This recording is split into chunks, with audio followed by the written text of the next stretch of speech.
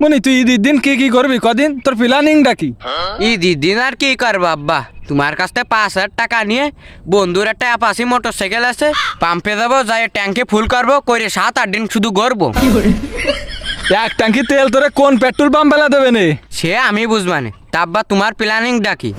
আমার প্ল্যানিংটা আর কি, তুই তো আমার কাছ থেকে 5,000 টাকা নিয়ে বারোবি নির, এখন আমিও যদি ঘুরতে বারোই তাহলে আমারও তো 5,000 টাকা খরচ হবে নে। তার সাথে আমি এক কাজ করবানে, আমি ওই শ্বশুর বাড়ি মানে তোর নানি বাড়ি তোর মারে নিয়ে যাবানে।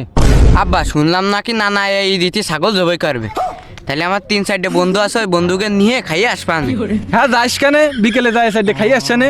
এ শোন, আমার কথা একটু শোন তোরা। হাট, তোমার কথা কি শুনবো? তুমি বিয়ে করেছাও কি? তোমার কথা শুনতে গেলে ঈদের আগে রোজা শেষ হয়ে যাবে না। তাও আমার কথা একটু শোন। কবা কি তুমি? তুমি নাই বিয়ে করলে তোমার কথা দূরে শুনতাম। তা বিয়ে করিনি বলে কি আমার দুটো কথা শোনা যাবে না? এ কি কবি কদিন কব ক? আমি আর কি করব, আমি নামাজ পড়ে আইসে সাইডে খাইয়ে শুয়ে থাকবা না। শুয়ে থাকতে গেলে তো বউ লাগে, তোর তো বউ নেই। কোল বালিশ তো আছে। বউ তো নেই।